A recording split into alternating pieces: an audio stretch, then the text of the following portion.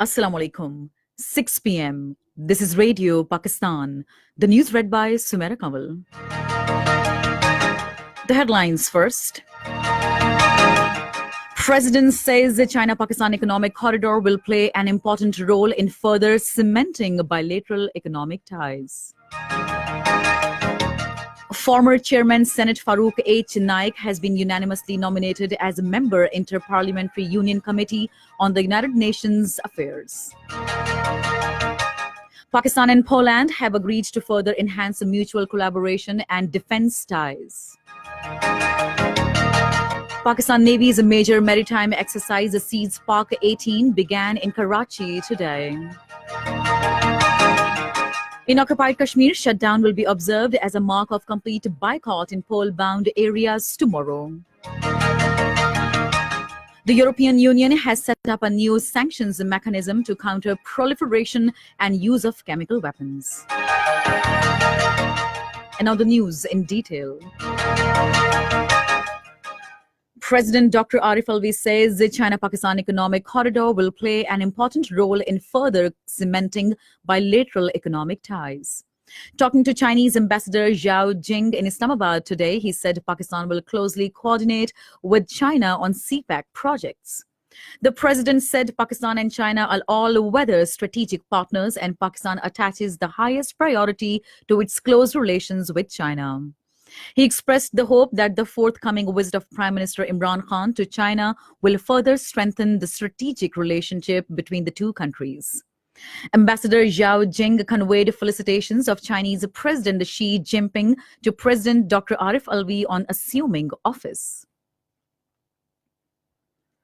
Addressing the International Conference on Global Non-Proliferation Regime Challenges and Response, organized by Strategic Studies Institute in Islamabad today, President has said that the strategic stability in South Asia is being threatened by the offensive posture and induction of lethal weapons by India. He pointed out that discriminatory exemptions by certain countries for the supply of nuclear technology and supply of advanced military hardware to our neighbor has further complicated the regional security and undermined the credibility of non-proliferation regime. He said that Pakistan is committed to maintain strategic stability in the region and will continue to demonstrate restraint and responsibility. He said nobody should doubt Pakistan's capability to defend its territorial integrity and sovereignty. Former Chairman Senate Farooq H. Naik has been unanimously nominated as a member Inter-Parliamentary Union Committee on the United Nations Affairs. He is likely to be elected for the slot during the meeting of Governing Council of the committee on Wednesday in Geneva, Switzerland. He was nominated by Chairman Senate Mohammad Sadiq Sanjarani and seconded by the Speaker National Assembly Asad Qaisar. In this context, Senator Farooq H. Naik said it is a pride moment for Pakistan Parliament to represent Inter-Parliamentary Union on Forum of United Nations. The committee helps to close the democracy gap between citizens' voices and global decision-making. The armed forces of Pakistan and Poland have agreed to further enhance mutual collaboration and defense ties between the two countries. The understanding came at a meeting between Deputy Commander of Polish Armed Forces Major General Jan Slioka and Air Chief Marshal Mujahid Anwar Khan in Islamabad today. During the meeting, the visiting dignitary appreciated the professionalism of Pakistan Air Force personnel and also lauded the efforts made by PAF in the field of indigenization in the recent years. Pakistan Air Chief lauded the exemplary bilateral relations and also acknowledged the great contributions made by pioneering Polish officers in the development of PAF in its early years. Earlier on his arrival at the air headquarters, the Deputy Commander of Polish Armed Forces was presented the Guard of Honor. He also laid a wreath on the Martyrs' Monument to pay homage to the martyrs of Pakistan Air Force. Pakistan Navy's major maritime exercise, Seas Park 18, began in Karachi today. The exercise, spanning over 2 months, will be conducted in Arabian Sea all along Pakistan coast from Jiwani to Sur Creek. The purpose of this exercise is to assess the war preparedness and validate operational plans of Pakistan Navy, taking cognizance of emerging regional and global challenges. The exercise Cease Pak 18 will provide impetus to Pakistan's resolve of maintaining peace, security, and stability in the region. Pakistan Army, Pakistan Air Force, and representatives of Ministry of Defense, Foreign Affairs, Interior, and Finance are also participating in the exercise. Foreign Office spokesperson Dr. Mohammed Faisal has welcomed Saudi and Turkish efforts to jointly look into the matter of disappearance of Saudi journalist Kamal Khashoggi in Turkey. Responding to media queries in Islamabad today, he said Pakistan hopes that the two brotherly countries will be able to address the matter jointly. He underscored Pakistan's close and fraternal relationship with both Turkey and Saudi Arabia.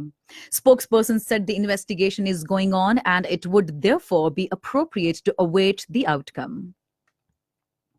Saudi Arabia has thanked Turkey for the acceptance of its proposal to form a joint investigation team to look into the disappearance of a Saudi journalist. According to a statement from the Saudi Ministry of Foreign Affairs, King Salman bin Abdul Aziz Al Saud stressed the desire of the kingdom for building the relations with the country. He said that no one will undermine the strength of this relationship between the two countries. President Recep Tayyip Erdogan stressed his appreciation to the fraternal, distinguished, historical, and close relations between the two countries. The Election Commission of Pakistan has decided to include votes of overseas Pakistanis cast through i-voting in the final results of by-elections. According to ECP, details of votes cast have been sent to the returning officers.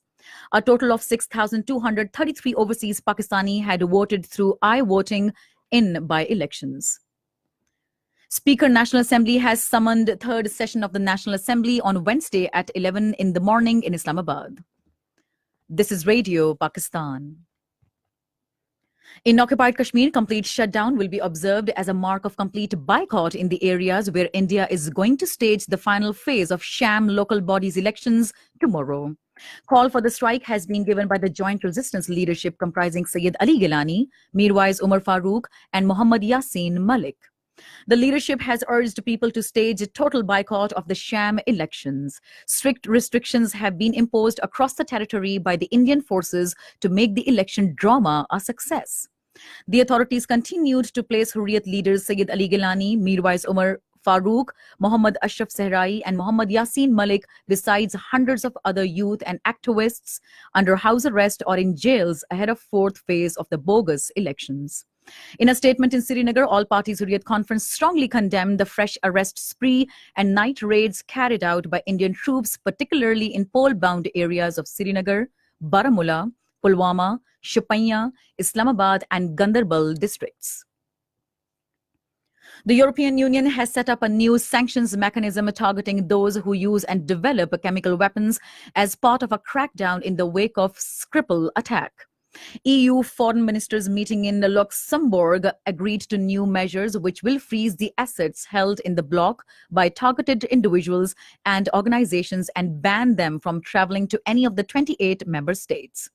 In a statement, the European Council said this decision contributes to the EU's efforts to counter the proliferation and use of chemical weapons, which poses a serious threat to international security. Israeli forces, in their fresh act of state terrorism, martyred one Palestinian in occupied West Bank. International Day of Rural Women is being observed today. This year's theme is Sustainable Infrastructure, Services and Social Protection for Gender Equality and the Empowerment of Rural Women and Girls. And finally, the weather. Mainly dry weather is expected in most parts of the country during the next 12 hours. However, rain, thunderstorm with snowfall over the hills accompanied by gusty winds is expected at isolated places in Malakand, Hazara, Peshawar, Mardan, Rawalpindi, Gujranwala divisions, Islamabad, Kashmir and Gilgit-Baltistan. To end the news, here are some of the headlines once again. President says the China-Pakistan economic corridor will play an important role in further cementing bilateral economic ties. Pakistan and Poland have agreed to further enhance mutual collaboration and defense ties. In occupied Kashmir, shutdown will be observed as a mark of complete boycott in poll-bound areas tomorrow. And that is the end of the news. For more news and analyses, log on to our website, radio.gov.pk, and also watch live streaming of our bulletins on the link facebook.com/radio Pakistan News Official.